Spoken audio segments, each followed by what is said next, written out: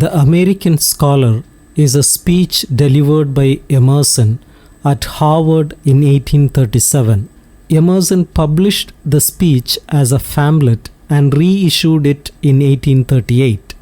In 1841, he included the essay in his book Essays, changing its title to The American Scholar. The speech begins with an introduction where Emerson explains that he wants to discuss the scholar as an important part of being human. The scholar is man thinking. The rest of the essay is divided into 4 sections. The first 3 sections explore how nature, the past, and books and action all shape the education of a thinking person. In the final section, Emerson talks about the responsibilities of scholars and shares his views on America during his time. Emerson starts the speech by emphasizing the key idea that runs throughout the essay: the need for an independent American intellectual community that no longer relies on European authority. He describes this as the first clarion of an American literary renaissance, encouraging Americans to find their creative inspiration within their own country, similar to what Walt Whitman would do in Leaves of Grass 18 years later. In the second paragraph, he makes it clear that the American scholar represents an abstract ideal rather than a specific person. In the next 5 paragraphs, Emerson shares an allegory that supports his argument. He refers to an ancient fable about one man who was divided into many individuals to make society work better. Ideally, everyone would contribute their part to keep society functioning properly. However, society has become so divided that it no longer serves its citizens well. As a result, the scholar who is part of this society has also declined. Instead of being a man thinking, the scholar has just become a mere thinker. Emerson aims to fix this issue by reminding his audience of how true scholars are educated and what their responsibilities should be.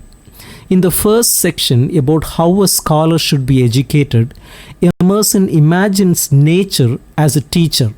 He believes that when people observe the natural world, they can eventually see the similarities between their own minds and nature. The first similarity he highlights is the idea of circular power, which is a theme he discusses in his essay Nature. Both nature and the scholar's spirit are eternal and boundless, having no clear beginning or end. Another similarity between the scholar and nature is order. Initially, the mind perceives a chaotic reality filled with endless individual facts. Over time, it learns to organize these facts into categories and to make comparisons. People discover nature's laws which they can understand because they resemble how the intellect works. We come to see that nature and the soul, which Emerson describes as stemming from one root, reflect each other. Emerson states that nature is the opposite of the soul. Therefore, a deeper understanding of nature leads to greater self-awareness and vice versa. The phrases know thyself and study nature are essentially the same idea. Emerson spends a lot of time discussing the second influence on the mind, past learning or the impact of books.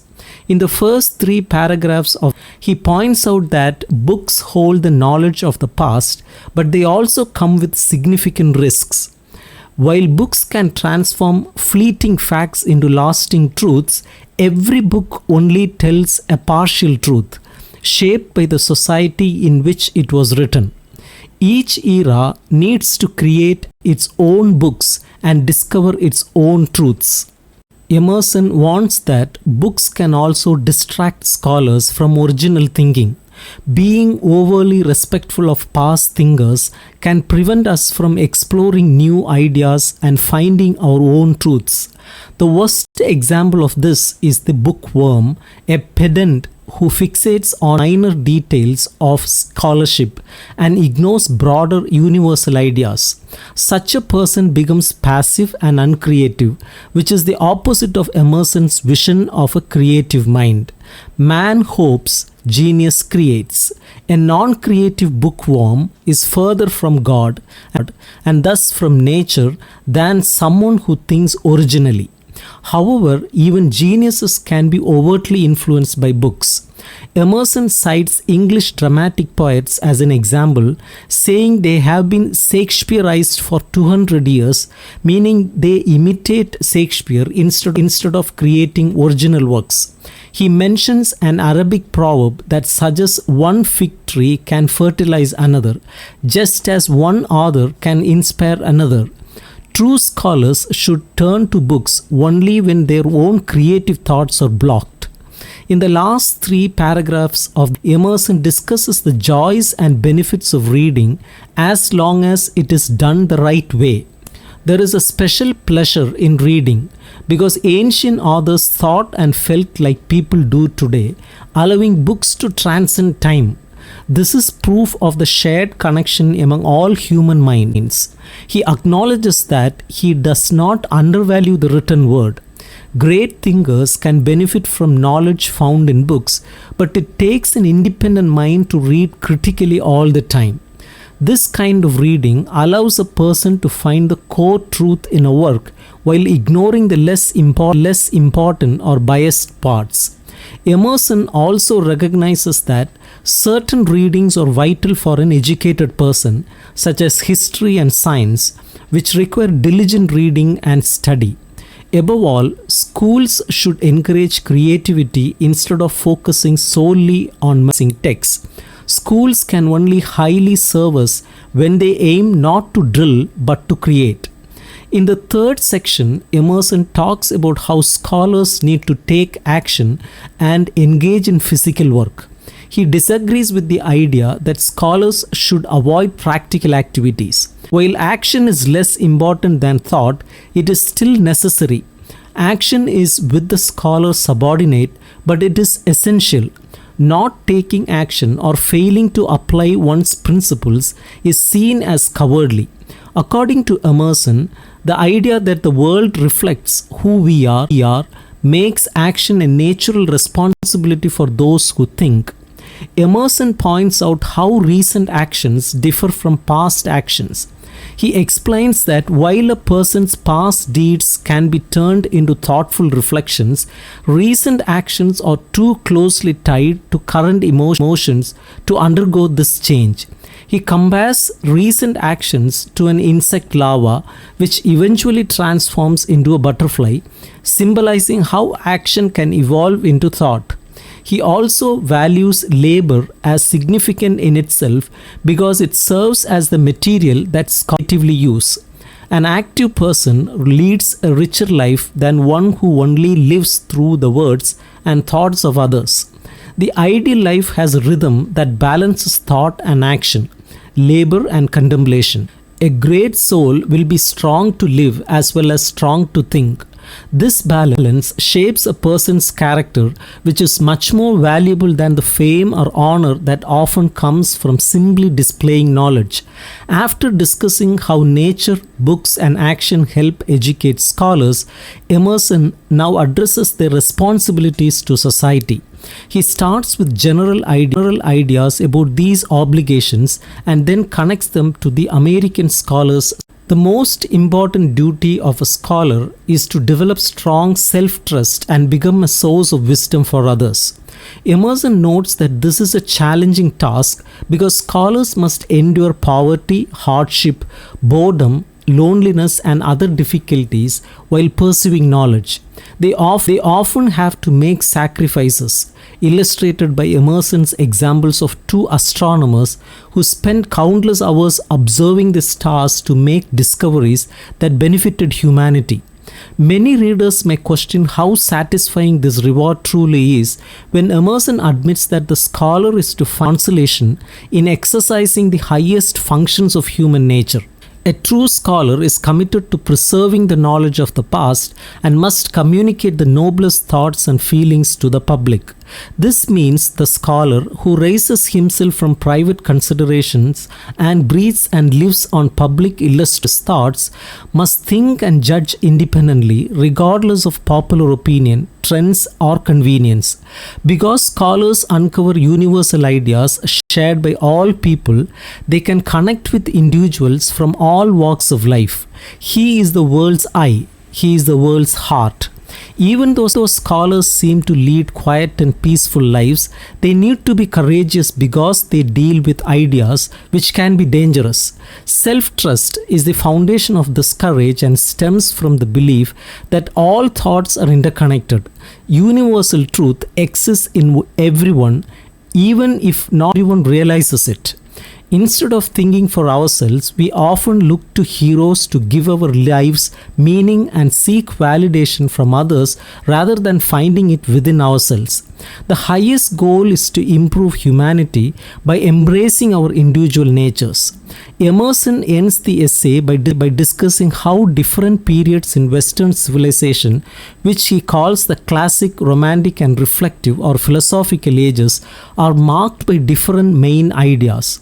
He admits that while he has focused a lot on the universal connection between human thoughts, he has not talked enough about the differences between these ages. He suggests that civilization evolves similarly to how a person grows from childhood to adulthood. The current age, which is the early 1800s, is one of criticism, especially self-criticism. Some might view this criticism as a weak philosophy, but Emerson believes it is both valid and important. He poses several questions, asking if being unhappy with today's thoughts and literature is really a bad thing, and concludes that it is not. He believes that dissatisfaction is a sign of growth and change. If there is any period one would desire to be born in, is it not the age of revolution, when the old and the new stand side by side and admit of being compared? This time, like all times, is a very good one, if we but know what to do with it. Emerson praises the English and German romantic poets like Wordsworth and Goethe for finding inspiration and greatness in the lives of ordinary people. Unlike traditional literature that focuses only on royalty and the upper class, romantic writers highlight the beauty and significance of the lives of working class individuals. Their writing is lively and shows the idea that people are connected. Ironically, even though Emerson started the essay by encouraging Americans to break free from European influences on their culture, he now acknowledges that some European traditions do celebrate the lives of common people, unlike the tradition that only focuses on kings and queens.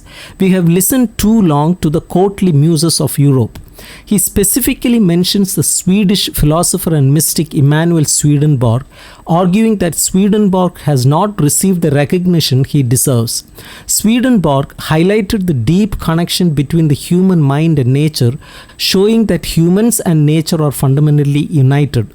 Emerson draws much inspiration for his own ideas and writing from Swedenborg's teachings.